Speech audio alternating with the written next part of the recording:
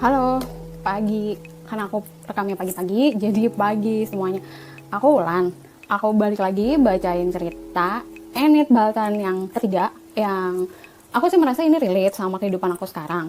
Yang kok banyak kata yang ya. Oke, jadi gara-gara aku lagi sering bacain cerita, jadi kan aku baca ulang tuh.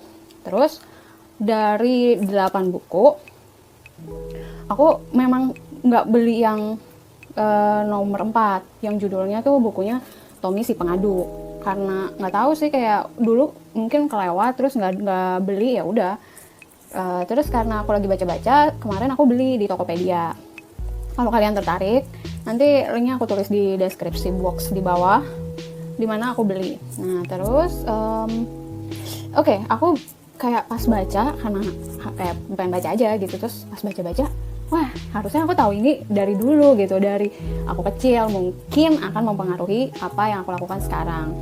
Karena nanti aku akan kayak sedikit video kayak gimana kondisi udah nggak bisa dibilang lemari baju, tapi kayak udah jadi kamar baju kali ya, kayak isinya baju-baju. Nah aku pilih di antara ada 7 cerita di dalam sini, aku pilih Bila Mainan Marah, karena sumpah ini relate banget. Setelah aku ceritain, nanti aku akan kasih komen kenapa ini relate banget sama kehidupan aku sekarang.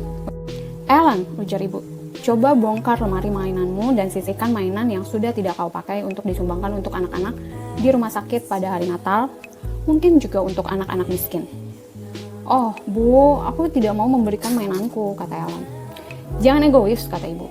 Mainanmu jauh lebih banyak dibandingkan mainan-mainan anak-anak lain. Lihat aja, lemari mainanmu sudah kepenuhan, sampai-sampai kalau dibuka isinya pada berjatuhan. Memang benar, mainan Ellen sangat banyak. Ellen beruntung memiliki 7 orang paman, 5 orang bibi yang sering memberinya hadiah. Ellen pergi ke lemari mainannya dan membuka pintunya. Sekotak blok, dus, dan sebuah anjing-anjingan jatuh ke lantai. Aku tidak mau memberikan mainanku yang bagus-bagus, kata Ellen. Boneka besar, enggak. Boneka yang kecil pun enggak akan kuberikan kepada siapapun. Apalagi rumah boneka ini, meskipun aku sudah punya yang baru dan lebih besar, aku ingin punya 2. Lalu Ellen melihat binatang-binatang yang ia punyai. Alangkah banyaknya, banyak yang tidak diberi nama oleh Ellen. Ellen sebenarnya kurang sayang pada mereka. Aku nggak mau memberikan boneka binatangku. Mereka harus tetap menjadi satu keluarga besar, pikirnya. Pasti mereka tidak senang kalau aku berikan kepada orang lain. Mereka lebih suka berkumpul. Lalu apa ya yang bisa aku berikan? Akhirnya Ellen menyisihkan sebuah kursi boneka yang sudah rusak dan 2 buah buku bergambar yang sudah sobek-sobek. Cuma itu. Hari sudah malam dan Ellen pun harus tidur. Setelah rumah sepi, mainan Ellen berbincang-bincang. Pernahkah kamu bertemu anak yang egois seperti dia? Mainan sekian banyaknya terlalu banyak untuk dimainkan seorang diri. Tapi yang disisihkan untuk anak-anak miskin tidak lebih dari sebuah kursi rusak, 2 buku yang rupanya seperti gombal. Aku tidak senang dimiliki anak yang seperti itu, kata boneka beruang. Aku ingin dimiliki anak yang baik hati yang mau meminjamkan mainannya kepada anak lain. Tetapi Ellen egois benar, semua mainan yang bagus ia sembunyikan bila teman-temannya datang. Kelihatannya aku dan boneka monyet lah yang paling disayangi, kata sebuah boneka berambut keriting yang bibirnya selalu tersenyum dan matanya berwarna biru jenuh. Tetapi kami tidak suka dia, kami sudah berusaha menyukainya. Mana bisa kita menyayangi anak yang seperti itu? Aku tak mau berlama-lama bersamanya, kata boneka beruang tiba-tiba.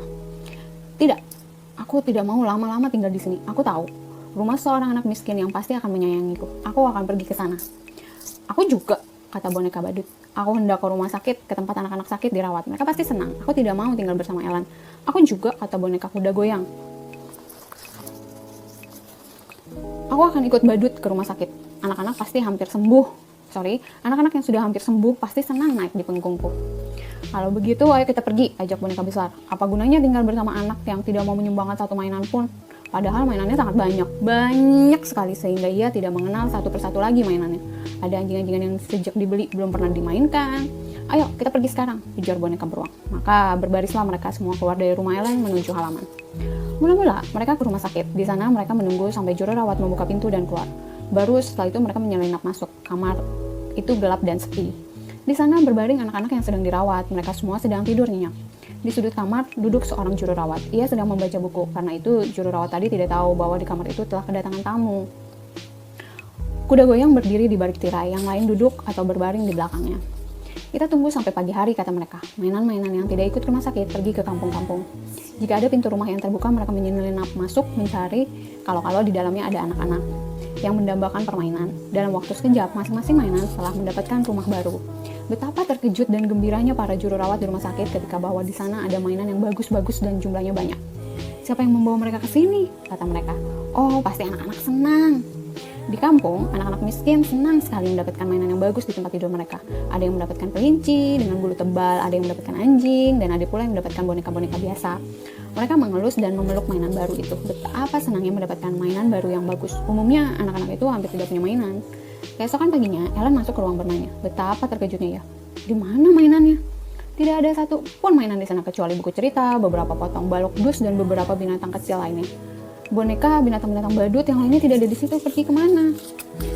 Ibu, mainanku hilang semua, seru Ellen. Ibu taruh di mana? Ibu tidak mengambil mainanmu, kata ibunya heran. Alangkah lucunya, semuanya pergi. Tapi kemana perginya? Ellen mulai menangis. Oh ibu, boneka kesayanganku dan si monyet juga hilang. Mungkin mereka minggat, ujar ibu. Rupanya mereka marah padamu karena kamu terlalu egois, tidak mau mengorbankan permainan yang kau miliki. Sama sekali untuk hadiah Natal. Padahal kau pasti mendapatkan banyak mainan baru lagi. Sebenarnya tidak ada ruginya kamu memberikan beberapa buah mainanmu kepada anak miskin.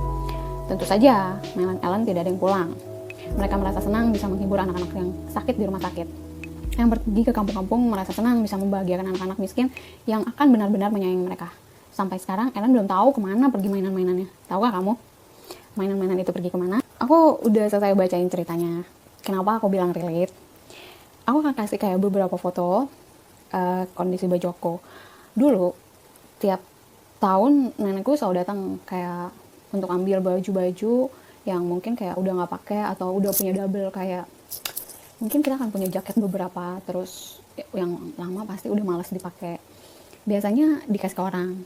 Terus kayak udah makin besar, aku udah bisa belanja sendiri, udah ngatur baju sendiri. Lama-lama kayak jaket ini untuk matching sama baju A sama baju B, yang akhirnya nggak dipakai juga sih. Tapi kesini aku udah pisahin kayak beberapa yang memang udah nggak pakai, apalagi sejak tahu gaya hidup minimalism. Aku udah coba selama 2 tahun ini. Aku udah kurangin banyak barang yang kiranya udah jarang dipakai. Ada yang aku kasih orang, ada yang kira-kira udah nggak bisa dikasih orang, tapi beberapa kayak baju malam, baju gaul malam itu nggak mungkin aku kasih orang. Aku jual yang dengan harga yang sama sekali nggak mahal. Kayak ya kalau memang ada yang mau pakai, ada yang masih butuh gitu, ini masih dalam kondisi bagus, jadi aku taruh di Carousell. Nanti aku juga taruh linknya di bawah, kali mungkin ada yang lihat dan mau, karena kondisinya bagus. Dan kayak nggak mungkin aku kasih ke orang baju-baju seperti itu. Terus beberapa tas juga aku jual, karena aku punya 3 tas aja, sisanya aku jual atau aku kasih ke orang. Sepatu banyak kan udah dikasih ke orang, karena ya aku nggak mungkin jual juga. Terus banyak barang yang sudah dipilih untuk better dikasih ke orang atau dijual dengan harga yang relatif nggak mahal. Jadi untuk orang-orang yang mau keep, tetap sayangin, tetap pakai, itu bisa pakai, bisa ya berguna lah gitu. Dibandingkan di lemari aku benar-benar menumpuk aja banget. Harusnya aku tahu cerita ini dari lama. Mungkin ketika dewasa nggak kayak gini. Ya ada bagusnya kita kayak cerita-cerita yang sharing moral ke anak-anak lebih muda, lebih masih anak-anak, jadi bisa membentuk pribadi juga. Halo, ini aku rekam di hari yang berbeda. Jadi setelah aku bacain cerita itu dan aku kebetulan melakukan transaksi di Carousell dan orangnya so happy, aku happy banget. Jadi aku share di sini juga ya. Thank you.